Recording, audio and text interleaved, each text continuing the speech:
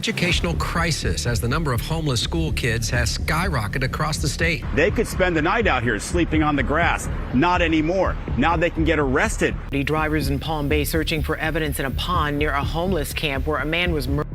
Hit and run. You seen that? Or did you get Seen it. I got hit. You ever heard of mescaline? The vibration after it hits bottom, it expands. Describe your first ever hit of cocaine. It's not about addicts anymore. We're losing 13, 14, 15-year-olds.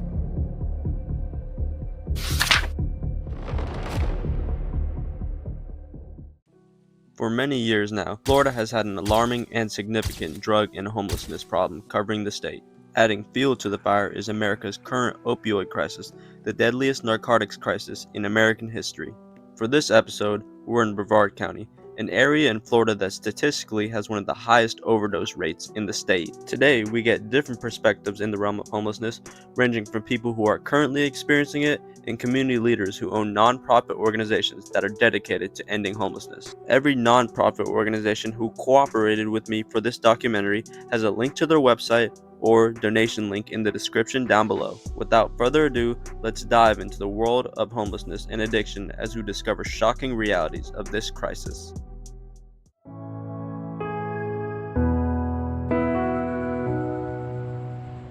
Alright, what's your name?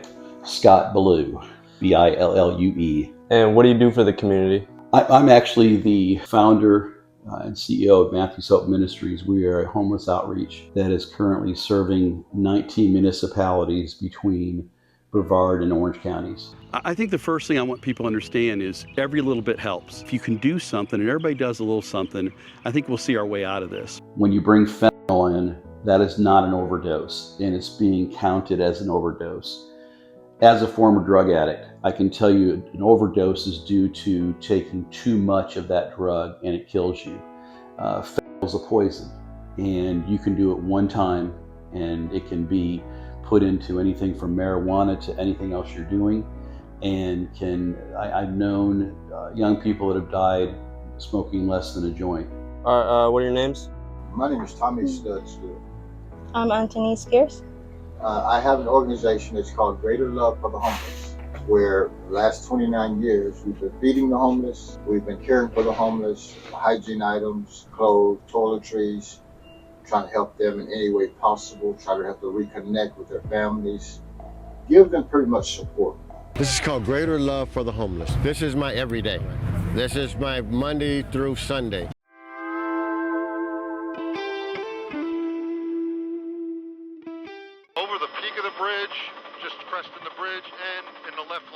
This is the helicopter pursuit video the Brevard Sheriff's Office just gave us. Alright, what's your name? Kevin Keith, young man. How long have you been homeless for? I went to some therapy. My guardian got me an apartment over here. How dangerous is it out here? I was in Orlando, I was homeless.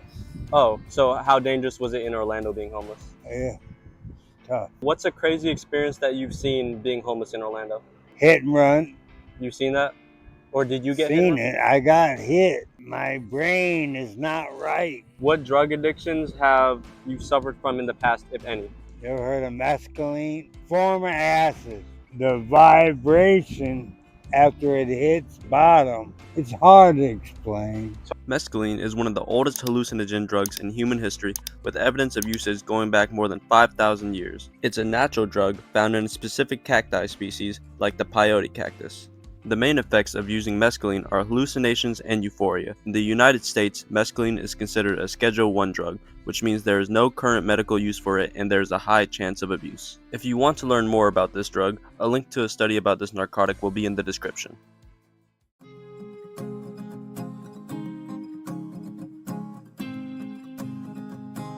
What's your name? Mine is Frederick DeHaan. Are you currently experiencing homelessness at the moment? Not presently. I was for 6 months, and these guys were like lifesavers for me. Pretty quickly after I got here, and they kind of understood having a college education and not being anywhere near homelessness until that 6 months started. What is the main cause of homelessness? I don't know that there's a main cause anymore. A lot of people think it's poverty. Most people that are homeless never went through poverty. It's a much larger fall than that. Most of my guests, as we refer to them here at Matthew's Hope, are very educated. Something took place, whether it was a loss of a spouse, a loss of a child is a big one. Sometimes for men, a loss of a career, because men are very much defined by what they do as opposed to women. Mental health plays a big part. You've got mental illness, and then you got people that, like myself, that were just simply born with a chemical imbalance in my body that causes depression and things like that. So there's a lot of different things that play into this. Now, what we're seeing lately is our fastest growing homeless population is what we refer to as baby boomers. Those are typically people between over the age of 60 years old or so. What's happening is a spouse will die and they're losing a large chunk of their income, and therefore can no longer afford to live like they once did. I get shown some apartments in Cape Canaveral. Not only did I get the apartment then in Cape Canaveral, but just about 6 or 7 city blocks from me, I got a job also, which now will be a secondary income for me besides my Social Security. To say that I have been blessed and to say that the good Lord has been watching over me is absolutely 100% true. How did you become homeless? After my mother died, my parents passed away. I had been homeless. I had been laid off from I was working at the port as a security officer. I was diagnosed with bone cancer March 3rd of this year. Matthew's Hope stepped in and helped me out. Do you feel like an organization like Matthew's Hope helps the homeless more than the local government does? Yes, they do. Yeah, absolutely. Homeless man seen in that video was sitting down right here when he was attacked by a teenage boy using a crate similar to this one. 2 teenagers attacking a homeless man, and it's sparking a lot of outrage. I'm working on gathering back my life together. How long have you been homeless for? About 4 years now. Is it dangerous out here being a woman and homeless? Yes, it is. Have you experienced something that's made you think you're in danger or you're going to lose your life? Multiple times, yes. Visiting what I thought was my friend, family member was there, and apparently he used up all her stuff and she thought it was me. And I ended up going to another family member house. Knowing for a fact she does not know where this family member house is, she ended up finding me. Actually, her boyfriend found me, and his friend also was tagging along with him. And they basically brought me back, forced me to do some things to make up money so she can get what she thought I took. Is it dangerous out here being homeless? Yes, it is. Yes, it is. You got to make sure, like you be in the woods and stuff, you don't know if you're going to snakes,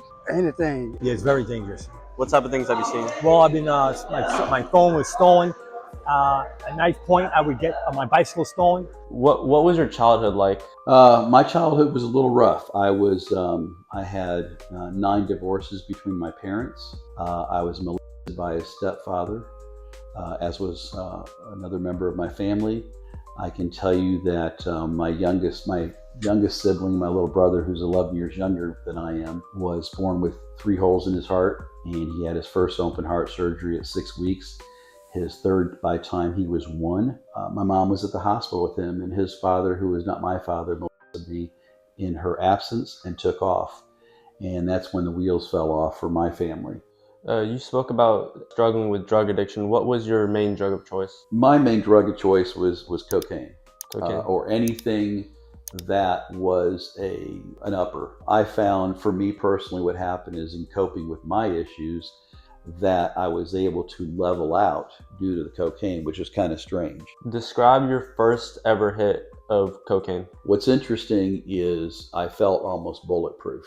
That's the best way to explain it. I am typically fairly type A personality a lot of times, especially in my earlier life, on the move, successful in what I did. No matter what I did other than school, I was always successful. And to me, it was, like I said, it leveled me out. So it wasn't something that I found was destroying my life. What I did find over time is I was watching it destroy everybody's life around me. You're not with any organization, nobody pays you to be out here? Nobody pays me to do anything. And how long have you been out here feeding the homeless? 6 years. At the moment, I have an active fundraising event going on where I'm trying to raise the money to actually get into the building. And this resource center is, number one, The number one thing about this center is going to be the homeless helping. I'll be here for support, but the homeless will be doing most of the work here. There'll be computers. They'll be able to get online and do their GED classes, apply for benefits, apply for jobs. Mental health will be coming in to do periodic treatment and counseling. And Denise is going to be pretty much in charge of this office area. She knows most of the people.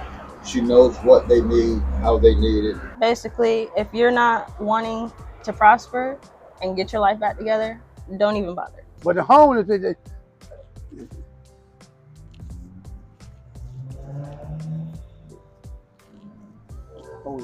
You okay, man? but the homeless stuff is grown.